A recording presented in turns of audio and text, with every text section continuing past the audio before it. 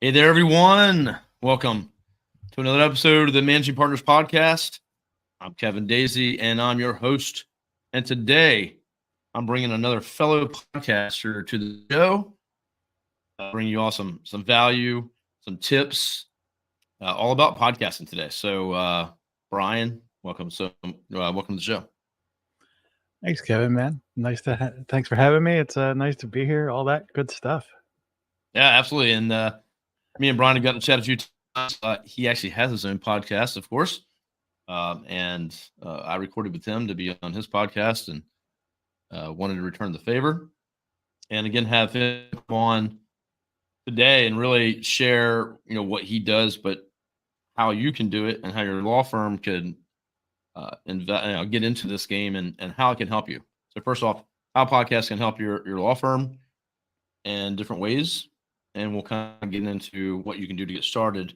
I think that's the most important thing. Me and Brian both agree on is starting and moving in that direction versus, getting stuck with it's got to be perfect and you have to spend all this money and time. And I just see so many fail or not start, and they have all the equipment and all the stuff, and they just end up not doing it. So that's my message for the day. Most of this podcast is having Brian help us walk through that and avoid those problems and how you can actually use a podcast to help you and your law firm. So Brian, let's first off back it up. Introduce yourself. Tell me your background so we all know more about you. Cool. All right. I'm Brian Mattocks. I've been host of the Hard to Market podcast for, a couple years now. And I've been running operations for a company called Podcast Chef. We produce podcasts for business owners, B2B, typically, folks that want to use a podcast as a business development tool. So I started doing that. I was like, oh man, I don't know about this podcasting thing. I'm not sure. And I got in and it has been the coolest thing ever. And I think the biggest takeaway right out of the gate is that the way you podcast and what you do when you first start and what you do after you get the hang of it are two very, very different things. And you're not going to get to that second part that actually works until you go through the first part, right? You have to go through that learning curve. And that learning curve is, it starts at about like the first 30 episodes. You basically record those and you go, oh man, this is not what I thought it was. It's funny because like you have this perpetual lens of whatever you're doing right now is good or better than it used to be. But I think a lot of folks are unkind to themselves when it comes to that because you have to, there's no way to learn this quick. Like nobody was emerged fully formed from the womb as a podcaster. Like that's not the way this works. You had to learn how to speak. You had to learn how to ask good questions. You had to learn how to do some of the operational side of things. And so you don't, punch a child in the face when they're learning their first steps because they didn't learn it fast enough. That's not the way this works, right?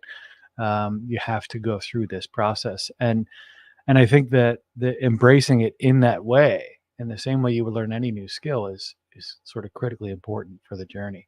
But, you know that as well as anybody. You've been podcasting now for forever. But for the folks that are here trying to figure out if podcasting could help their firm, I think it's important to know, like, the answer is absolutely yes, but you're Agreed. not going to really make any headway on that until you start. And there are, we call it the podcast graveyard. There's tons of podcasts out there, podcast shows that have been started that never make it past show 12 or show 30 or what have you. I like that. It's a waste. Podcast graveyard. Yeah. Yeah. No, that's a good point. I mean, there's so many that I've seen start or not start, have the equipment, sitting around, or like you're saying, they don't feel like they worked for them or they were successful with it, or they didn't like what they sounded like, or they didn't really find their groove. And there's so many podcasts out there that have a handful of episodes and that's it. They're just left out there.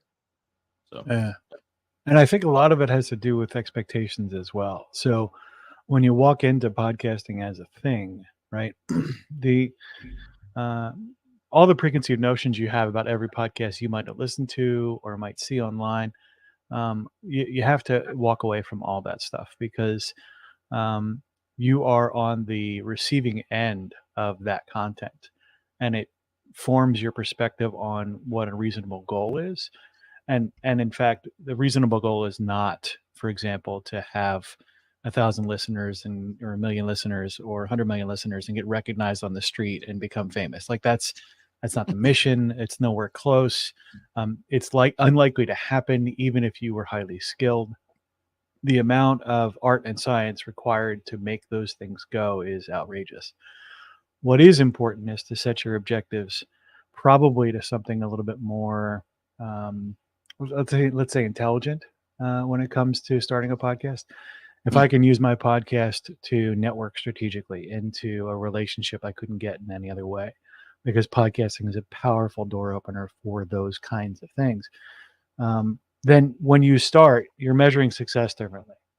You build your show differently. Everything that you work towards with the podcast now is focused on cultivating relationships or whatever your sort of strategic focus for your podcast might be. But I'll tell you now, and Kevin, you know this as well as anybody with your line of work, right? Like um, views and clicks don't mean anything if you can't leverage them in a way that makes good sense for the business. Yep. So this idea that like I want a podcast with 10,000 downloads or whatever it is, that's insane, right? If I can get one good connection out of it, like like when you and I started talking, that's in and of itself worth the business expense. Because if you think about it, I think it really helps to put podcasting in contrast with concepts like networking or like visiting conferences or things like that. Because when you Yeah. go to those events and functions, you get this like random grab bag of folks, and that may or may not be at the right level of an organization. They might not be the right people you want to talk to. They might not be any of those things. With podcasting, I can pick who I have on the show. It's hand selected. Exactly. And that's of vital importance when it comes to figuring out how to do this, right? If I know exactly who it's for and who I want to talk to, the rest of this gets much, much easier to execute. You don't need special equipment. You don't need to build a room. The number of folks that I've heard building podcasting studios that are not in use is outrageous. You don't need, go look, I've got equipment, but it's nothing magical. It's computers. It's a microphone. My stuff is super basic, very affordable, and it's by no means like, again, it's not some major setup. I'm just in my office. I have like nothing on the wall over here. I got a window over here, which is not ideal. It doesn't matter. It's not about that. It's about getting the recording done and the message out there, or lessons that you're trying to teach. In this case, my guest having conversation, so that others can learn from what we're talking about. And so, don't worry about having the perfect setup. And I think as lawyers too, you need nice offices, dress nice. I can see them easily being more like, well, it has to be done well. It's got to be right. And that being more of an issue for them than others potentially. So, yeah, you run into that. In every profession, we have different ideas of what constitutes professional conduct and what have you. But I'll tell you, the best podcasts are the ones where it feels like you were invited into a private conversation, where it feels like people are speaking honestly and authentically and frankly to each other. It doesn't make sense to put on airs. I see a lot of folks put on the used car salesman voice when they get on their podcast, like, you need to listen to my show. And it's like, dude, yeah, chill with that. It's not what it's about. So it's really hard unless authentically you are somebody who dresses in a suit and tie and go to everything. Don't be that guy in your podcast for sure. And vice versa, right? Like if you want to up the game and you want to be professional, you have to determine what that looks like in the scope of who you want to meet, right? It's all a part of that conversation. but even more importantly, and so we talk about podcasting a lot, and your experience. One of the things that's really interesting, and having now been a guest on your show as well as having you on mine, um, is the probably 99% of the value of that podcast is the number of touches before and after. And how do you borrow somebody's network to essentially say, okay, well, Kevin, I'm going to put you on my network and you'll have access to my audience and vice versa. That is another kind of force multiplier here in the conversation. And if you increase the number of touches, and if you work on cultivating the relationship with the content you've created, now you're taking it and you're turning it into this super powered force multiplying effect, which again, doesn't happen if you don't start. So 100%. Start a podcast. Start a podcast, everyone. So those listening, let's get into maybe a couple different situations. Because if you're listening to this and you're like, well, I'm interested just to hear about this, maybe just listen to the show. If you do, I appreciate you just tuning in. But if you're like, hey, that topic's on podcast, I definitely want to, start a podcast, or you're thinking about it. For those that are listening right now, if you have one or you don't, or you're thinking about it, just kind of cover some scenarios of if, based on what practice area that you focus on as attorneys out there. And so I think for me and Brian, the B2B piece is super, that's what we do. We're very familiar with that, and we have a process, and I can talk about that the whole time very easily. And so transparency, I invite lawyers mostly, but I got Brian on because he's an expert in this space. So I'm trying to bring value and have a good conversation with Brian, that hopefully you all can, pick up some lessons and take it with you. But if I have an attorney on, I do marketing for attorneys. So I get to have a one-on-one conversation with a hand-selected attorney of my choice at some degree, right? And so hopefully maybe they are interested in hiring us for our services. If not, they refer me to another attorney that can be on the show. If not, they can refer me an attorney that they know that needs our help. Maybe they're good. And I bring on really high-level attorneys. They might, most of them don't need me, especially right now. They've done well. But it opens up the access, and I make friendships with these folks, and talk with them often, and invite them to like a private Facebook group that I have. And then we connect all over and over and over again. And I generally like to talk with them and have made really good friends from this experience and gotten clients, right? So you got to have those objectives, and what are you trying to get out of this podcast that you started? But for those that are not B2B, so if you're a business lawyer, man, I can tell you all day, like, you invite other business owners in your area that might need business law, and you interview them and ask them about their business and interact with them on a local level. And let's get into that in just a bit here, Brian. But if I'm not a B2B, I'm a divorce lawyer. And I have multiple divorce lawyers that I've had on this show that have very successful podcasts that get new clients every month from their podcast. So I'll set it with that. It works. They're doing it. And I was actually surprised myself. I was like, I don't know how that, I don't see how it could work from a local level. And I have two that have done that very well. So I'm a divorce attorney. Let's just use that. Or a PI attorney, either one. How do they start a podcast and leverage it the same way? Because you can't interview a potential person, maybe you'll get divorced, so I'm going to interview you. Like, that can't be your angle. So, but let's talk about it. So, well, what a divorce lawyer would be going is talking about divorce and different things to be aware of. And in your state, these are the laws that just changed and blah, blah, blah. But invite other lawyers to be on the show, referral partners, between lawyers, right? So there's, other than just educating your audience that you hope you build that are about to get a divorce or have been through a divorce, there's other opportunities, I believe, to invite other attorneys from different states maybe to talk about divorce and build referral partnerships. Yeah. And you get, there's referral fees. There's all kinds of other things you can do. So I just want to get your 2 cents on that. Yeah. So we run across this a lot, right? Because you're in a B2B space or even in a B2C space, or working directly with folks that you help.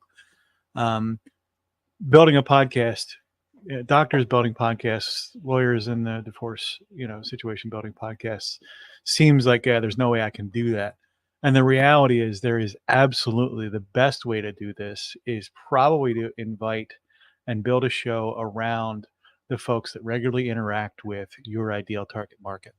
For example, as a Love that. divorce attorney, if you build a podcast that focuses exclusively on interviewing couples therapists, or if you build a podcast that exclusively focuses on interviewing tax professionals that talk about the tax implications of divorce, it doesn't necessarily matter. You want to find a practice area that's a passion for you, preferably, because that authenticity again comes through. Um, but if you can't go directly after your target market, go and interview and create value for the people that do, because those at opportunities, those at bats to talk to those channel partners, really start to set the seed for building that referral network that could be huge. Ooh, I love that. That's very interesting. I wasn't even thinking of that. So So why we about do Ryan on the show? we build those kinds of channel partner generating and nurturing podcasts. We also work with folks that do want to talk direct to consumers or direct to the potential buyers. And in those situations, you don't build a podcast that's like all sales all the time. You build a podcast that is focused on talking and nurturing out the pain points in a given market space. So my podcast, called the Hard to Market Podcast, is about businesses that have challenges in the marketing space. They have a product or a service that represents a difficult proposition to market.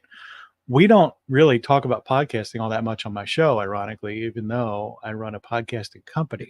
What we talk about is the challenges in the marketing space. And more often than not, as the show wraps, or as the screener starts before the show is recorded, we get into a conversation. So, like, how are you solving these problems? And they go, well, I haven't really figured that out yet. And they go, have you thought about a podcast?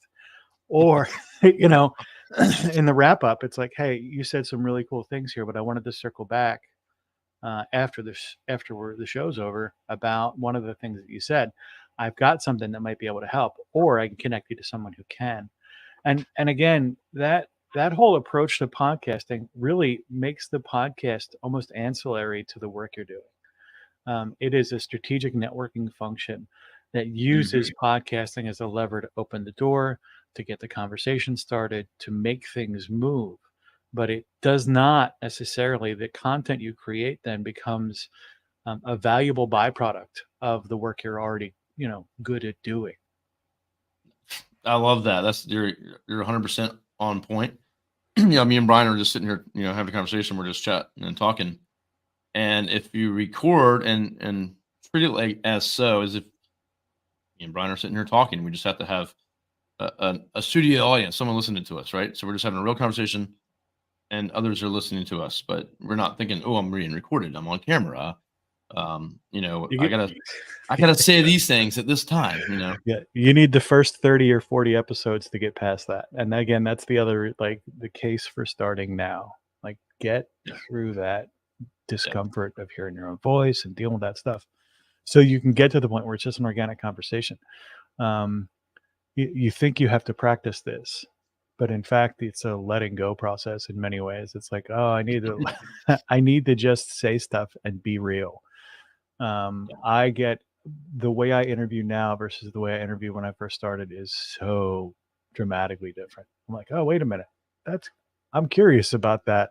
Tell me more. And they're like, I wasn't necessarily ready to talk about that. And you go, okay, tell me more anyway. They go, oh, okay, let's go. Yeah, this is not scripted. I don't have, there's no questions or a list I'm looking at. So this is off the cuff every time. And that's just being real. It's being natural. And I don't know what my guests might say. So they go and they say something, I'm like, oh, let's go that way. That's the route I want to go. Not that I think the audience necessarily wants us to go. But I'm just curiosity, right? So, Yeah, so I love that. So, and another thing that I just thought about when you were talking there was, bringing on these experts. Say I'm a divorce attorney right now, so I'm bringing on experts in other areas so I can meet with them and build my referral network. But you're also, you're still creating that content. But um, at the end of the day, it's basically what you said. Like, the content didn't even go live or pushed out there. It doesn't matter. Think about it that way, because you're building these relationships. You're connecting with others that can build this referral network. But then when you put out the content out there, you can build listeners that become clients. Obviously, Yes, it's true. that's like a big thing, right? And that's happened here with our podcast. And if anyone needs our help, and I don't talk about marketing on this podcast almost. I mean, it's a very small amount of time. Mm. I want to know how our offer runs, how operations work, what problems they're having, what challenges they faced, which ones did they overcome. If they're doing a podcast, how does that work in their firm, and so others can hear it. So, it's, getting the listeners to become clients. That's like a whole nother level, but should not be like what you're focused on probably at the gate. To your point, downloads, listeners, all that stuff. It's just, That's really like hard to year cultivate. 3, not year 1, right? Yeah. And that's the other thing. It's really important to set your timelines on podcasting in a way that makes sense, right? Yeah. Podcasting becomes the hub of a marketing program, not like we'll try that for a couple weeks and see what happens.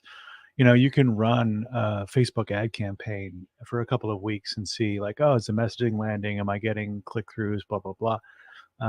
And then work on a longer term strategy. With podcasting, that all happens while the bus is in motion, kind of thing. You're changing the wheels while the bus is moving, and the important thing is you keep moving. Yeah. It's Consistent. yeah, regular interactions are vital, but plan on a cycle time here that is measured in longer than seasons, right? So it's much more a farming kind of model where you're going to keep doing the same thing over and over again, and it will yield results. You'll make little tweaks along the way that'll make all the difference, but Yeah. those tweaks, absent the podcast, wouldn't do anything. No, good point. And I think, I think along the way too, we've made changes. Obviously, we started out really basic. Yeah, And you can mix things up. You can we used to only have attorneys on. And they're like, well, crap, let's bring on a marketing expert. I even had my direct competitors on this show. And I've been on other direct competitors shows. And so, you can mix things up, do things different. And I'm making some changes this year with the podcast. So we're going to be doing a lot more interesting things, probably even in person stuff and on the road type of stuff. But that's the cool thing. You can mix it up, and you can do things differently, but it's still about that one-on-one interaction that you're having. If, again, you're doing an interview style podcast, which is what I say you should do. absolutely. And then the byproduct, the content. Here's another byproduct. Say you're a divorce attorney. This is a video form, right now. So this video goes up on my website. It goes on YouTube, LinkedIn, Facebook, and then all the audio programs as well, platforms.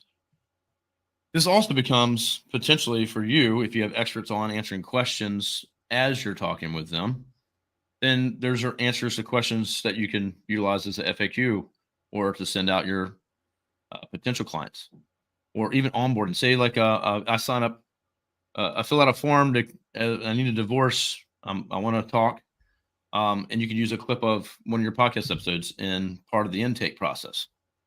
Hey, we're going to set up a meeting, but it's going to be next week, whatever. In the meantime, here's our latest episode of our podcast where we're talking about X, Y, Z. It just, is that experience that they have as a client, and you can use some content. You can say, hey, I answered the question here. Maybe you have a low level question. They're not a client Yeah. yet, right? Hey, check out this episode here. I talk about that, and you become the expert because they listen to your episode, or maybe just the fact that you offered it to them doesn't mean they listen to it. It helps them make decisions. Say, you know what, this is the right attorney for me. I want to move forward, and so there's a lot of things you can do beyond this right here. Me talking with Yeah. Brian, And so that's endless to me. You can slice this up. This could be a reel, a video on a quote. I mean, you can send this to ChatGPT or transcribe it and make an article. I mean, there's a million things you can do. You And can get a book written out of all your episodes. You know, have a ghostwriter. oh yeah, absolutely. One of the things that we do is we turn podcast episodes into articles in very short order. I mean, this is something that I'm sure you do for your clients as well. But I also want to raise something really quick as well for the attorneys obviously listening, and that is that the content that you're going to have the folks on your show create, um, particularly if you're not interviewing attorneys. Like, I really recommend you interview these channel partners, these other folks. They're creating content that attorneys wouldn't normally create. It helps you stand out in the market space. And additionally, it doesn't count as legal advice. If you have a couples therapist come on, you don't have to worry about the kind of same compliance issues that you might have to worry if you had rendered your opinion on something like that. So you have a ton of benefits here as well, in that your exposures should be decreased. Now, I'm not an attorney, so I can't tell you exactly what your exposures are, but I know, and having worked with them in the past, there has been some challenges with, like, yeah, I can't say that, or, oh, I can't do that. Well, guess what? Your guests can, and if you are interviewing them, and you put that content on your website, you can, with all the disclaimers aside, you can say, hey, listen, I had somebody who is a couples therapist, or I had somebody who's a tax specialist, or had somebody who's a succession planning expert come in and give some financial counsel, or give their professional opinion. But it's clearly not legal advice. But getting that content on your website is super valuable to folks that might need you. And this is where, again, that force multiplier effect kicks in. And I've seen it work. I've had articles or podcast episodes that were on stuff that I had no idea really was going to trend, and I now have incoming web traffic for keywords that I had never planned on. But it's related, and it helps somebody nurture them along the sort of the plan to become a client. This is all good stuff. Yeah, no, that's great. You just, widening that base, casting a wider net, getting in front of the right folks. And I love the whole channel partner idea, because that is not necessarily, in my mind, but I think for, again, a B2C firm, that makes all the sense right there, to bring on those experts that have access at points when people might need an attorney at some, later down the line. And there's other people that are involved with them. Yeah, they're a financial advisor, they're estate planning, Yeah, whatever it exactly. might be. That's say, hey, and again, I'm trying to think about divorce here, but this can be in a lot of different, doctors, Yeah. their access to patients that get hurt, chiropractors, physical therapists. Yep. You're an The M&A list firm, you're going to bring on HR people, you're a, whatever, you're going to be able to get to those secondary connections, and every one of them has their own network that's speaking to your ideal client. And that's really, if you take away anything else apart from this episode of start now, start early, start often, and just get started. use the podcast strategically in a network, I think you'd be well served. Yeah, and so the channel partner piece, I would say, a huge takeaway, because I think maybe some people think, okay, well, I can start a podcast, but I guess I'll just talk about this one thing I know, which is the law. And I don't think that, and it's just you, a talking head, talking about the law. I don't think you're gonna have much people tuning in for that, and I think it's gonna be very challenging to build that up. And You got the difficult to channel partner route. sustain. What's You that? sitting and difficult to sustain, right? Sitting in a room talking to yourself. Like, how long are you going to do that before you're like, I'm tired of this? Yeah, this is not the same as, like, I'm gonna record a video on this topic and put it on my webpage that goes along with that topic. That's different. Yeah. I think that's a great idea too. Should be doing that 100%. But this is, again, this is so different. It's, again, connecting with those people one-on-one that you're recording with, that can refer you because they like you and they've built a relationship with you. And so, you know what? I got a couple people that, I can refer them. And now I'm going to keep my eye out and, build those relationships. So I think that's a huge takeaway. The other one, yeah, back to your point of starting, is, put a plan together, sit down. Like, what is the podcast going to be for? What is my thoughts and what's my plan? If I got channel partners, you might not even have a list of them, right? This might be completely like, oh, I didn't even think about this. You think about attorneys always tell me they just connect with other attorneys, and that's how they get referrals. Like, have you thought about these other professionals that could refer you if you don't even have those referral sources already? But not make a list. How big can you make that list? How many of those different professions have you ever thought about that could, be potential for you? And so I think just going through the exercise to plan out a strategy for the podcast and building out those referral partner list and then saying, okay, here's my plan. Here's my goals. Here's how long here's where I'm going to get started. Here's what stuff I need. I think just that planning session right there alone will open your eyes to a lot of possibilities. Absolutely.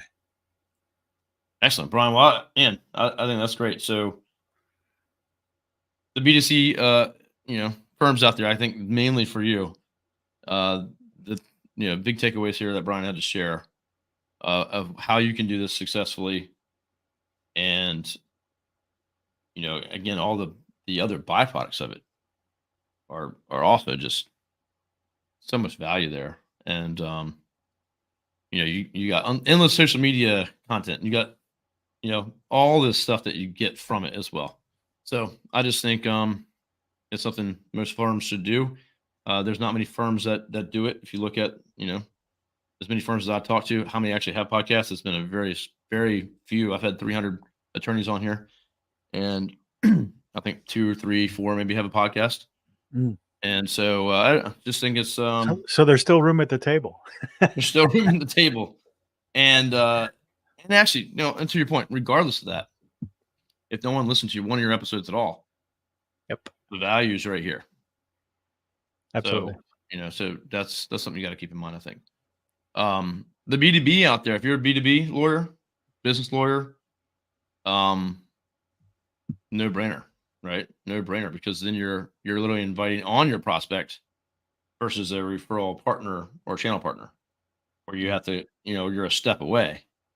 If you're B2B, you're literally inviting. So say if I'm a, legal contracts lawyer or a patent attorney, I want to bring on people that are building stuff, making new stuff, or I want to, bring on the top businesses in my city that I would love to have as clients, right? Spend time with them, bring them on the show. They'll appreciate it. Learn about them. After that, they're going to try to throw business your way, or they're going to refer you, or they're going to ask, hey, tell me more about what you guys do over there. Well, we're really good at this, and that. Oh, wow. You know what? We might have a need for that, right? It's a no-brainer. So. Yep. And in those situations too, like the patent and the IP attorneys out there of the world, great place to start your podcast is then interviewing folks that run private equity firms. How do you figure out what business to invest in? How do you figure out what ideas to invest in?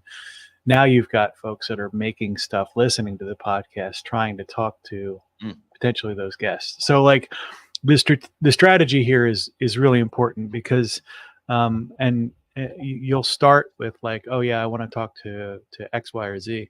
And you'll find that, just by nurturing out some of these other relationships or having conversations with folks that do this like I do, you'll be able to really get pinpoint laser focused and have all of this kind of work set up so that you can then capitalize on it. This strategy part of the conversation, that you may be gifted at it, but in many ways this is a number of exposures, right? I've done this now enough times with enough different businesses across enough domains to go, yeah, this is the right angle here. This is the right approach. This is the right potential partner. So, talk to people like Kevin, talk to people like myself. Don't sit here and try and go into a sort of a darkened room and figure it out like the montage sequence in a movie. That's not the way this goes. Trust somebody who's got the battle scars to help you through this process. Yeah, good point. Good point. Well, Brian, I appreciate you sharing everything. And your experience versus my experience. We could talk about this all day long, of course.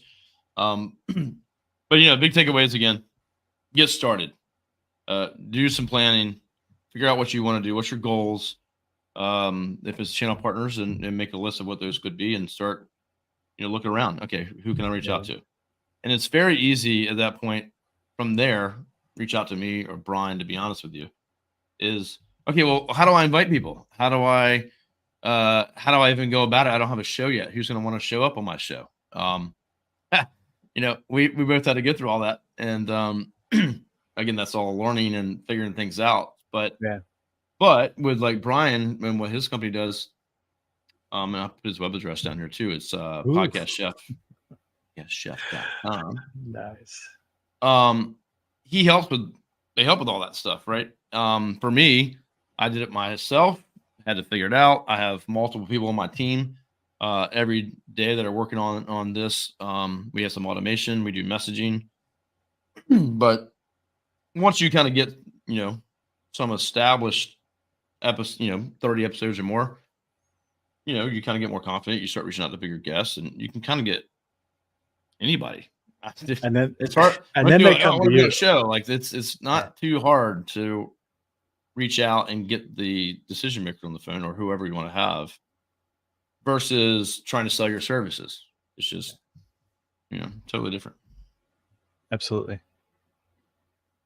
So there's a lot to unpack there, though. I mean, so again, if you need help, like, okay, well, I really want to start one, reach out to me or Brian. And how do I get started? What does it look like? But don't let that affect you from, or stopping you from like taking the next step. So, yeah, I mean, for the folks that want to try at home, and want to do a whole, let me see if this could possibly work for my business, go send out 10 emails, invite folks to be on the podcast you're about to start, see what happens. That's a really good, I like that. Like this is a try before you buy. Like, you don't have to believe what Kevin and I are saying.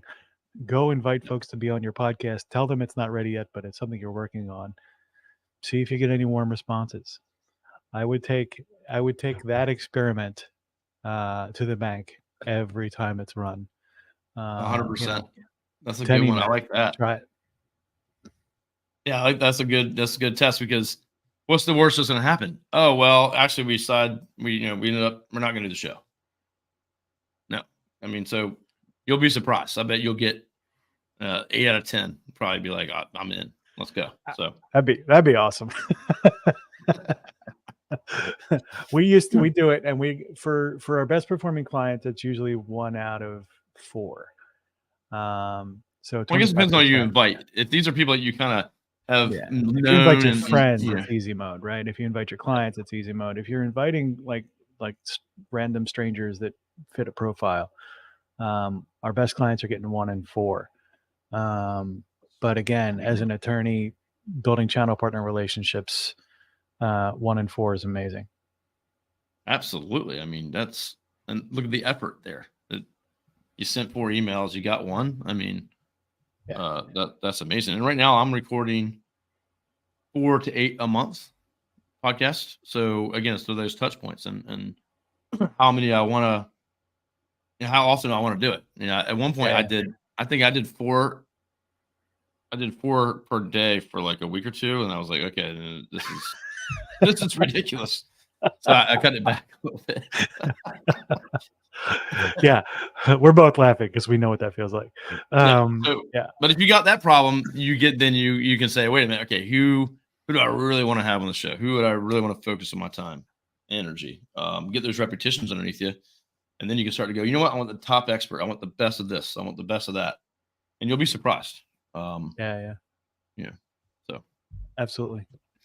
All right, Brian. Well, I appreciate you coming on to share so much. A lot of good ideas here, even for myself. So I appreciate that. And thanks for having me on. Yeah. So everyone out there, listen, think about a podcast. It can work for your business, no matter what kind of firm you have. And if you have questions, ideas, thoughts, DM me, comment on this, comment, and you can tag Brian, follow him, connect with him on LinkedIn, or you can check out their website, of course, at podcastchef.com, and we'll be happy to help you. So thank you kindly. All right. Happy podcasting, everybody. We'll see you on the next episode. Brian, have a good day, and we'll see you soon. Thank you.